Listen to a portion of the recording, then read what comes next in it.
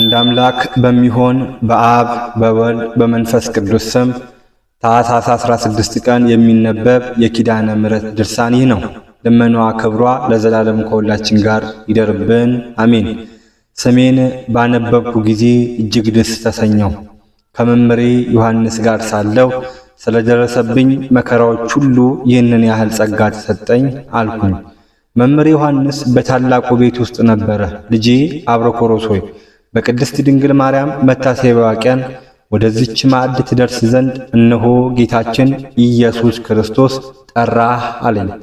ለዘላለሙ የመታሰቢያዋ ቀን ይህ ነውና ለበዓልም ወደዚህ የሚመጣ ሰው ንዑድ ክቡር ነው፣ ሐዘን መከራ የለበትምና።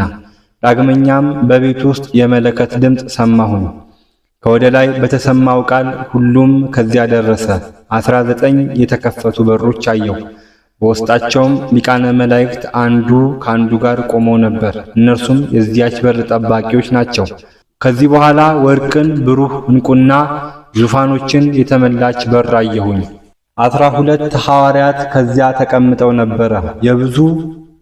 ብዙ መላእክት የወርቅ ዘውድ የተቀዳጁ ሰራዊተ መላእክት ከዚያ ነበሩ። በእጃቸው የብርሃን መስቀል ይዘዋል። ወደዚያች ቤት እስከሚገባ ድረስ ሁላቸውም በየነገዳቸው በጌታችን በኢየሱስ ክርስቶስ ፊት ቆመው ነበረ። መላእክት ሁላቸውም ክንፋቸውን እያጣፉ አሸናፊ እግዚአብሔር ቅዱስ፣ ክቡር፣ ንጹሕ፣ ልዩ ነው እያሉ ያመሰግናሉ። እኔም አብሮኮሮስም ጌታችን ኢየሱስ ክርስቶስ መምህር ዮሐንስ እጅ ሲነሳው አየሁት። ዮሐንስም ጌታዬ ይቅር በለኝ፣ አንተ እኔን ከሰው ልጆች ሁሉ እጅግ አክብረኸኛልና እያለ ከፊቱ ሰገደለት። በሕይወተ ሥጋ ሳለው ከምድር ወደ ገነት ለማድረግ የተዘጋጀሁ አድርገህ ወደዚህ ወደ ረፍት ቦታና የመንፈስ ቅዱስ ማደሪያ ወደ ሆነው ቤት ጠራኸኝ አለው። ጌታም ዮሐንስን ዛሬ በእናቴ ማርያም የዕርገቷ ቀን ጠራሁ አለው። በዚህ በእናቴ ማርያም የዕርገቷ መታሰቢያ ቀን ግብር ያገባውን ወይንም ለነዳያን፣ ለመስኪናን፣ ለታመሙ ሰዎች ምጽዋትን የሰጠውን ከተጠሙት ለአንዱ 1 ጽዋ ቀዝቃዛ ውሃ ያጠጣውን በእናቴ ስም በእውነት ዋጋውን አላስቀርበትም። በመንግሥተ ሰማያት ፍጹም ዕረፍት እንሰጠዋለሁ እንጂ የአባቴን ፍቃድ ከማይፈጽሙ ከሁላቸውም ኃጥአን ጋር የገሃነም መከራ አያገኘውም። እኔ ግን ጌታዬ እናተ ማርያም ያለችው ቦታ ወዴት ነው? ከዚህ ሁሉ ምስጋና ጋር እነሆ እርሷ ግን ከዚህ የለችም አልኩት። ጌታ ኢየሱስ ክርስቶስም መለሰልኝ፣ ልጄ ዮሐንስ ከወንድሞች ጋር ታላቅ ክብርን ታዩ ዘንድ ወደዚህ ሳትመጣ እንዳታድር አለኝ።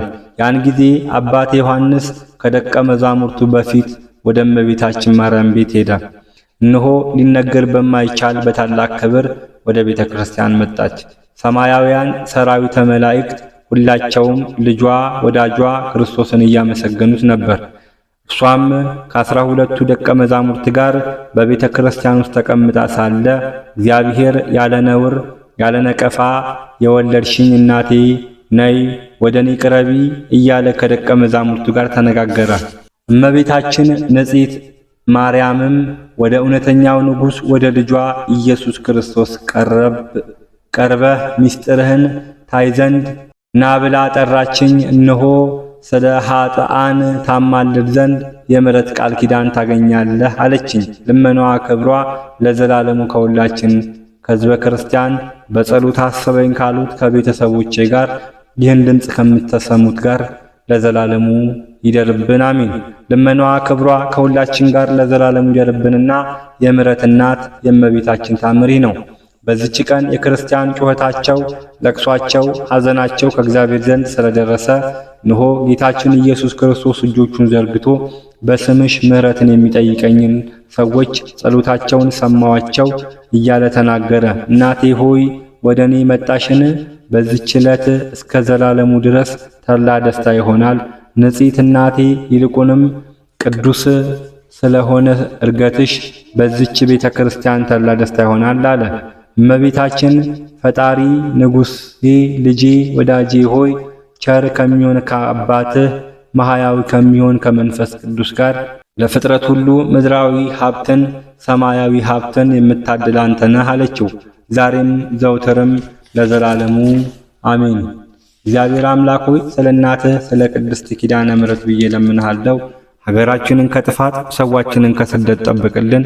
በጸሎት አስበኝ ያሉትን ሁሉ አስብልኝ። ከኃጢአት በቀር የልቦናቸውን መሻት ፈጽምልኝ።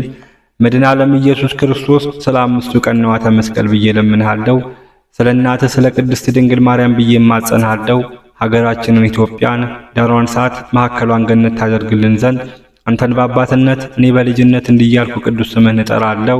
አባታችን ሆይ በሰማያት የምትኖር፣ ስምህ ይቀደስ፣ መንግሥትህ ትምጣ፣ ፍቃድህ በሰማይ እንደሆነች እንዲሁም በምድር ትሁን። የዕለት እንጀራችንን ስጠን ዛሬ፣ በደላችንን ይቅር በለን እኛም የበደሉን ይቅር እንደምንል፣ አቤቱ ወደ ፈተናም አታግባን ከክፉ ሁሉ አድነን እንጂ መንግሥት ያንተ ናትና፣ ኃይል፣ ክብር፣ ምስጋና ለዘላለሙ አሜን።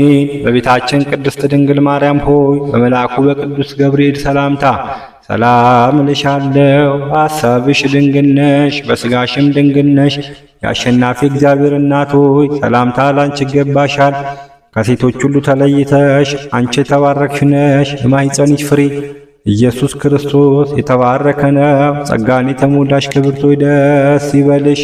ጸጋን የተሞላሽ ንጽሕት ሆይ ደስ ይበልሽ። ጸጋን የተሞላሽ ብሩክት ሆይ ደስ ይበልሽ። ሉል እግዚአብሔር ካንቺ ጋር ነውና ከተወዳጁ ልጅሽ ከጌታችን ከመድኃኒታችን ከኢየሱስ ክርስቶስ ዘንድ ይቅርታና ምሕረትን ለምኝልን ኃጢአታችንን ያስተሰርይልን ዘንድ ለዘላለሙ አሜን አሜን አሜን። ይቀበልልን።